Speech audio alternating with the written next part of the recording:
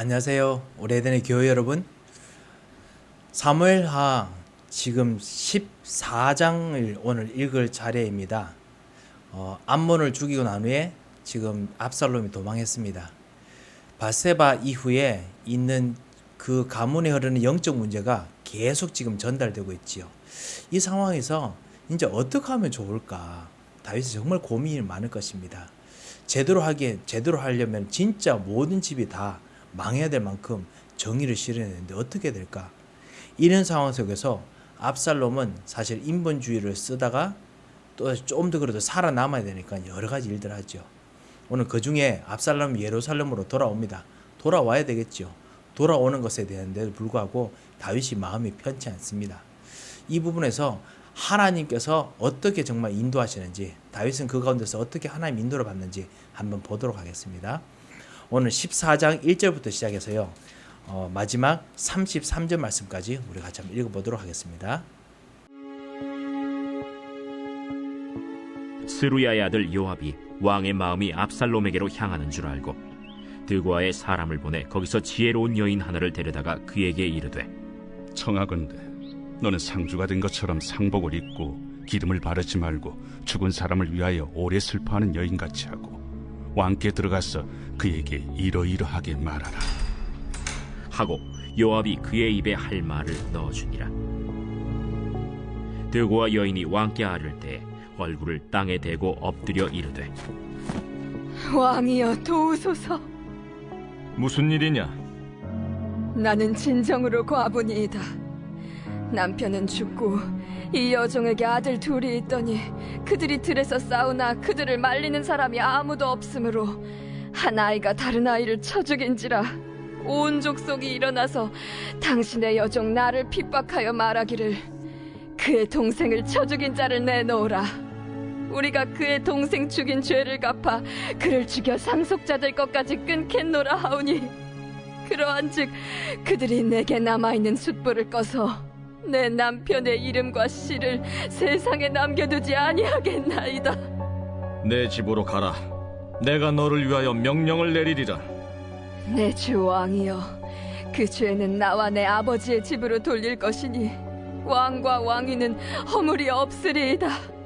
누구든지 내게 말하는 자를 내게로 데려오라. 그가 다시는 너를 건드리지도 못하리라. 청하건대 왕은 왕의 하나님 여호와를 기억하사 원수 갚는 자가 더 죽이지 못하게 하옵소서. 내 아들을 죽일까 두렵나이다.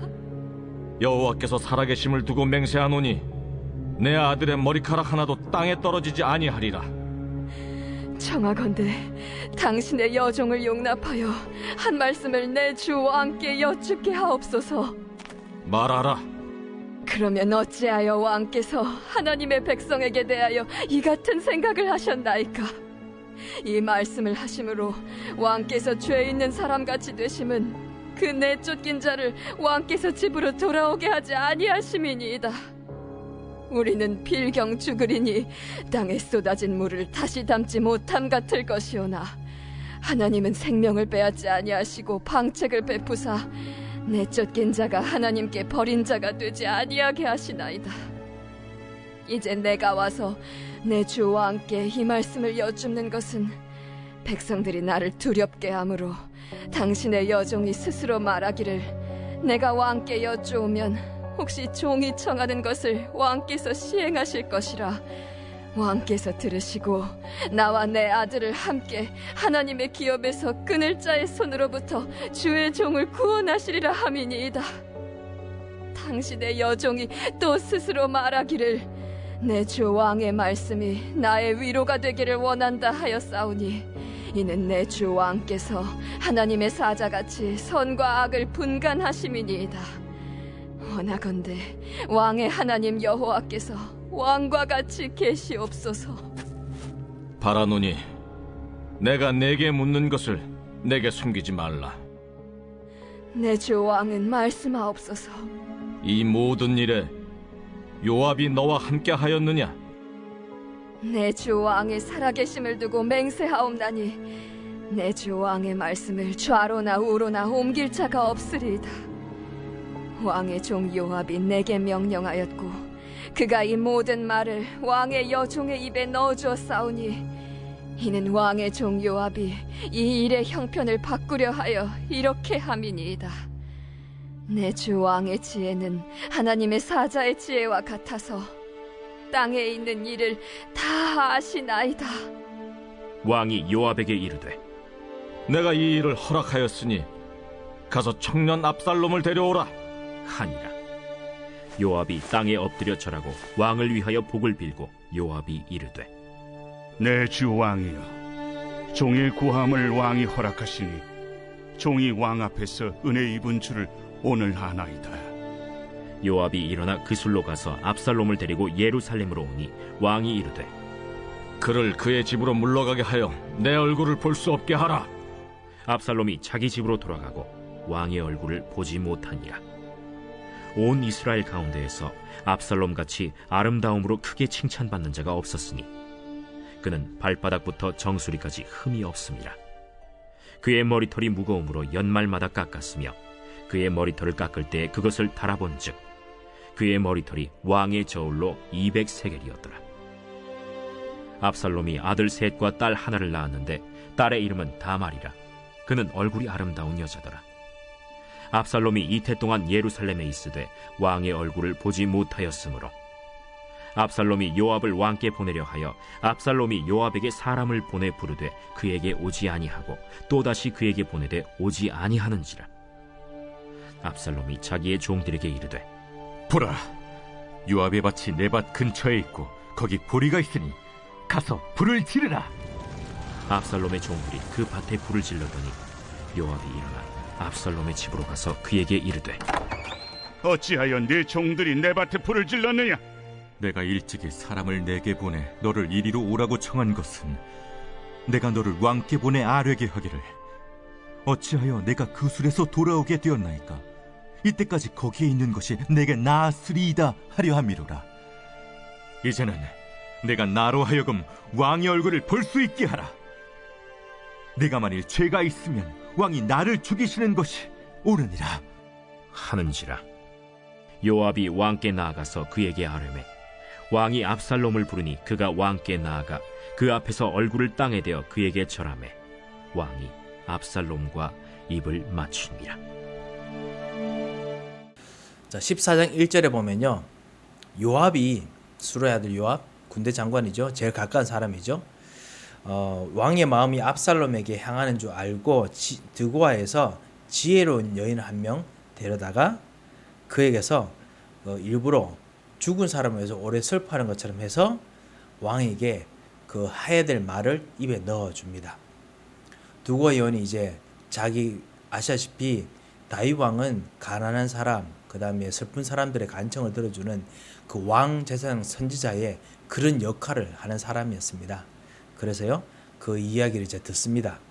4절에 보면요, 어떻게 하느냐, 자기는 과부이다 하고 남편은 죽고, 근데 아들 둘이 있는데 그들이 들에서 싸우다가 말린 사람이 아무도 없어서 한 아이가 다른 아이를 죽였습니다. 라고 했습니다. 다윗은 이야기 들었을 때 분명히 가인과 아벨 이야기를 약간 떠올렸지 않을까 생각합니다. 분명히 그랬을 것입니다.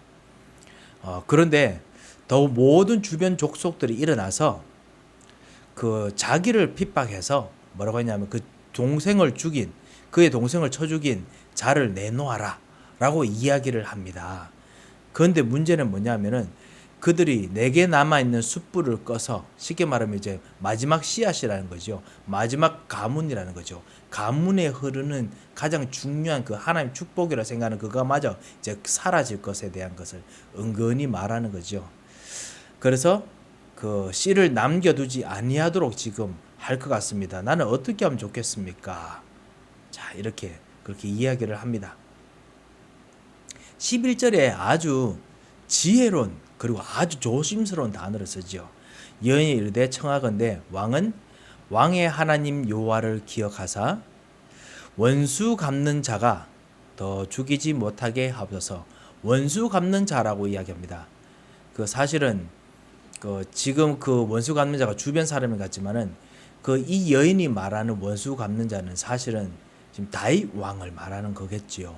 오히려 그 주변 사람이 아닌 다윗 왕 같이 그 죽여야 된다고 말하는 사람들이지요. 그래서 가문에 완전히 흐르는 이 죽임을 진짜 면해야 되지 않겠습니까? 이제 이 이야기를 지금 한 것 같습니다. 그러자 그 왕이 여호와께서 살아계심을 두고 맹세하노니 내 아들의 머리카락 하나도 땅에 떨어지지 아니할 것이다 라고 이야기합니다. 자, 그래가지고요, 그때 12절에 서서히 이제 여인이 좀 더 본색을 드러내서 이야기를 합니다. 내 주 왕께 좀 여쭙고 싶은 것이 있습니다. 그런데 왜 이 사람은 죄 있는 사람인데 그 사람을 그 내쫓고 그 다음에 왜 돌아오지 않도록 하시는 일들이 있습니까? 지금 압살롬 이야기를 하는 거죠. 그 하나님께서 생명을 그 빼앗지 아니하시고 방책을 베푸사 내쫓긴 자가 하나님께 버린 자가 되지 않도록 그렇게 하는 그런 일들을 하시는데 왜 왕께서는 하나님께서 하시는 것을 모르고 계십니까? 이렇게 싹 그런데 아주 자기 일인 것처럼 그렇게 쫙 이야기를 합니다. 알고 보니까 그것이 서서히 이것이 자기 여자의 과부의 이야기가 아니고 두고와 여인의 이야기가 아니라 자기 집의 얘기구나. 집에 하나님께서 지금 도망쳐도 하나님께서 치시지 않은 것은 하나님께서 뭔가 하시고자 하는 계획이 있다는 건데 왜 무시를 하느냐라는 부분이 아니겠느냐라고 합니다. 그러면서도요, 되게 칭찬 많이 하지요. 보면요, 왕께서 들으시고 16절에 보면 나와 아들을 하나님의 기업에서 끊을 자의 손으로부터 주의 종을 구원하실 것이라고 했기 때문에 그렇고, 그 다음에 17절에 보면 내 주 왕의 말씀이 나에게 위로가 되시고, 그리고 내 주 왕께서는 하나님 사자같이 선과 악을 분간하실 수 있기 때문입니다. 막 칭찬까지 막 합니다. 그렇게 이야기를 합니다.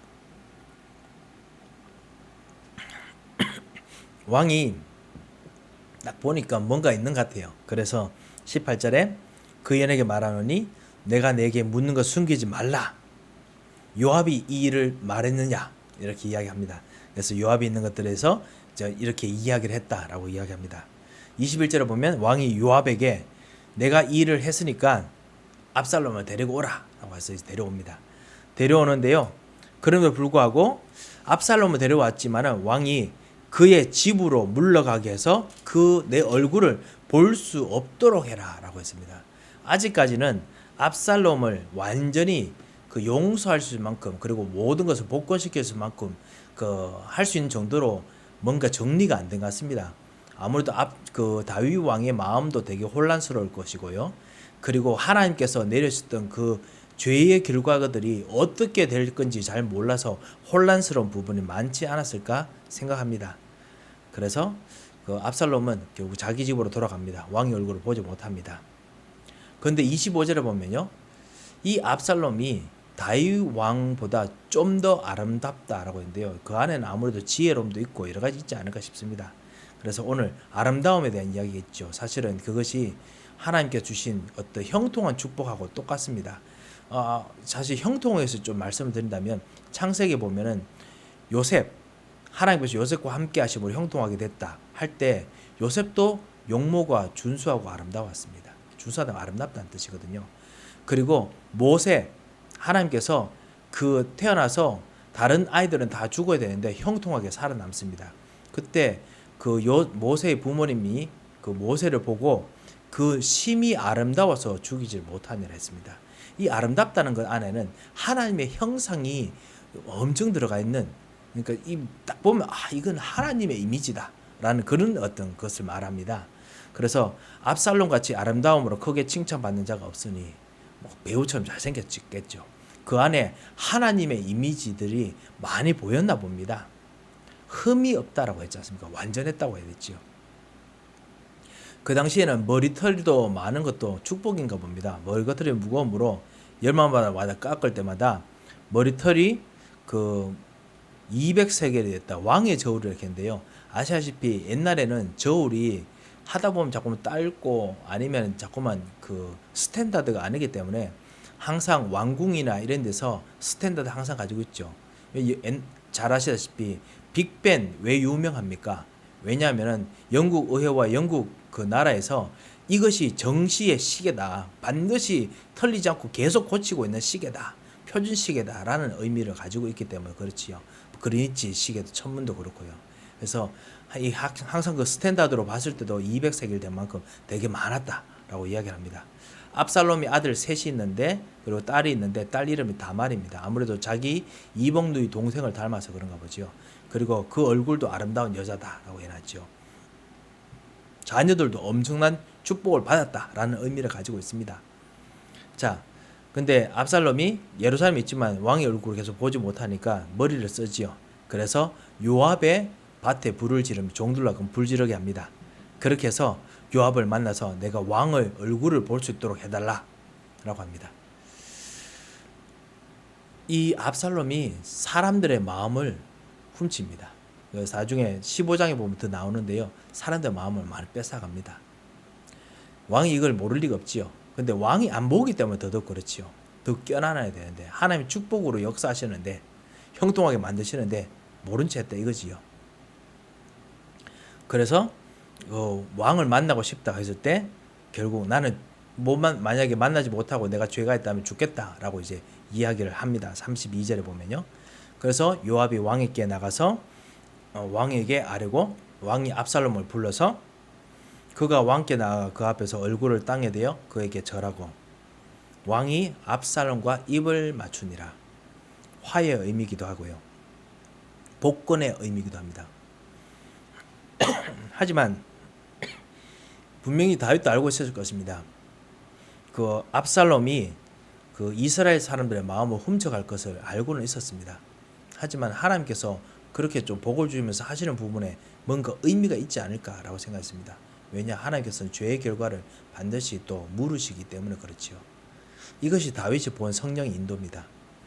여러분께서는 주변에서 일들이 날 때 여러분은 뭐로 판단하십니까?